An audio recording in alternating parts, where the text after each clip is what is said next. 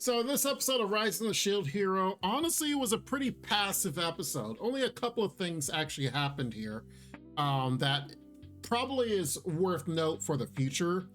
But for the most part, really, it was just kind of at home and seeing Daddy Naofumi, because for the most part, a lot of people wanted his attention, but he's kind of getting busier and busier with his day-to-day activities and management versus what he used to do, which is basically battling all the time. Now we meet this new scientist girl, which her name I think is like almost like Ratatouille or something.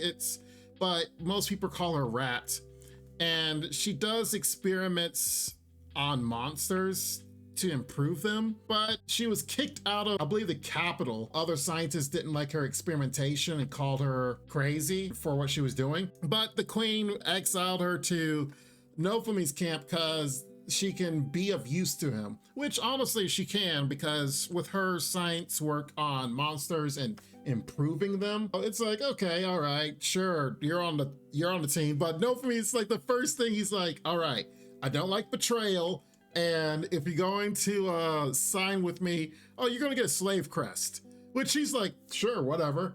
And I'm like, do you not realize what he just said? He's like, yeah, if you're going to work with me, you're going to be my slave. And she's like, that's perfectly fine as long as I get to do my research. And it's like, wait a minute. Now, granted, he has learned a lot, from me since the first season. So yes, he does try to require almost everyone to have a slave crest around him, because they have to tell the truth around him and have to do certain things he commands them to do, so he doesn't get betrayed again. He's learned a lot since the first season, in the first few episodes. I did look back on the first few episodes and I'm like, man, he was so bright-eyed, bushy-tailed, happy to be here. And I was like, all right, let's see how this goes. And then once he got betrayed by mine, he's like, you know what? Screw everyone. I hate you all. I'm going to level on my own. And so now anyone he meets that's new, he's super cautious, like, I don't know. And then he's like, yeah, wear a slave crest, then we can talk. It's like, I mean, imagine meeting someone new and it's like, okay, we'll be friends, but if you want to work for me, you must be my slave first. And no ifs, ands, and buts about it. And they're just like, sure, that's fine. It's like, what in the world? But anyway, she could definitely be of use because, if he's going to have these monsters. Now, she, of course, wanted to experiment on Philo, which that's not happening. But it looks like they have some monsters that she can kind of help nurture and raise. And by the end of the episode, she was making more structures. Their houses still have holes in them because from pretty much the bandits. After they had the houses fixed, the bandits come destroy them again.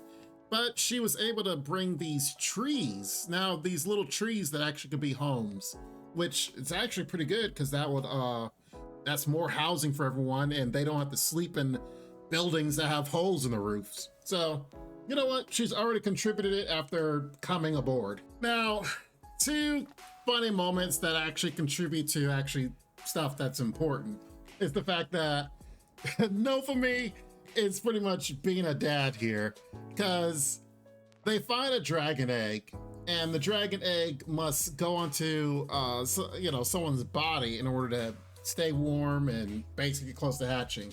So Naofumi gets elected here, and it's essentially the whole episode is carrying this huge black egg on his back, and everyone's just kind of looking at him like, you look ridiculous. But he does what he has to do in order to get things to be done. And it's even commented how he would make a good dad, the way he's nurturing, taking care of the egg, as well as taking care of everyone else, make sure to feed all the children and the people in his village. So he's actually being a good ambassador, politician, governor, however you want to say it, taking care of everyone that is in his village, as well as going about the day-to-day activities that he needs to do for certain people. And in this case, taking care of this egg, which actually contributes to one of the last things that actually was pretty funny in this episode. Apparently, Atla has been, for the past several days, been sleeping in the bed with Naofumi. He's in there sleeping in the bed, trying to take care of this dragon egg, and then she keeps appearing in the bed. I mean, it's nothing more than a child trying to sleep in the bed, sneak into the bed of their parents. And was actually apparent that even though the shield hero is very busy, there are people that still want his attention, as if he's a parent over them, which he is, kinda, he's taking care of them and such, that they just kind of like, hey, play with me, spend time with me. You see it a lot here with Atla, which, pour one out for her brother, because apparently she would trick him into singing a lullaby to make her go to sleep, but that would in turn make him go to sleep, and then she would tie him up and gag him to go into the bed of Naofumi, which goes a little step too far, but kind of funny. And Naofumi's just like, really? You're in the bed again? Which, if you have children, you can understand it happens like that. But not only her, later the dragon egg hatches and we have ourselves a little dragon here that is being all cute and everything, but you can see where he's trying to get the attention of Naofumi as, you know, as any child to their parent, and he's been kind of busy doing stuff, so he hasn't really had the chance to really spend time with the dragon because the dragon's been spending time with one of the other girls in the village. Later, they're able to talk to him and realize he's like, oh, you wanted to spend time with me? Oh, okay, all right, fine.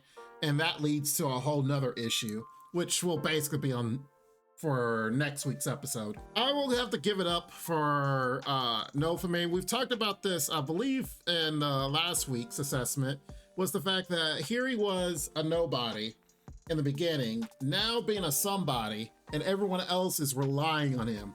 The sword hero was pretty prevalent here. I don't know where the spear hero is. I mean, he wasn't shown at all, but the sword hero is at the village, and you kind of see the little funny things that's happening between him and the pink-haired girl as they train together, if you will. But honestly, like I said, a pretty passive episode. You know, it was kind of like a day in the life, if you will, of the shield hero as he's taking care of the villagers and everyone around him. Nothing could be safe for long. At the end of the episode, the dragon eats a jewel that he got from another world, basically makes it swole into a big old dragon that breaks free and flies off. So next episode is called Dragon's Den, so I imagine they track it down and maybe learn more about the dragon. Maybe it grows bigger, but I would surmise after whatever happens, I'm sure something happens, I would surmise that it will essentially end up being another character that Naofumi can use, and probably pretty vital to Naofumi. Hey, who knows? Maybe he gets to ride on top of it and use it into battle, because apparently the Phoenix is rising soon enough, and all the vassal heroes cardinal heroes are gonna have to fight it, just like they did the Great Spirit Tortoise. So who knows how that's gonna turn out. Regardless, I hope you guys enjoyed this assessment. Like I said, not much to it, but hopefully I pointed out a few little things that you might have missed here, and a few more feelings that were portrayed here. And we'll see how things go next week. But for the most part, you guys take care, be safe, and Lord willing, I'll see you next time. Bye-bye for now. Make sure to check out the extra content on our Patreon page, and thanks to our current patrons. This ain't what you want, bitch, I'm a fucking phenomenon.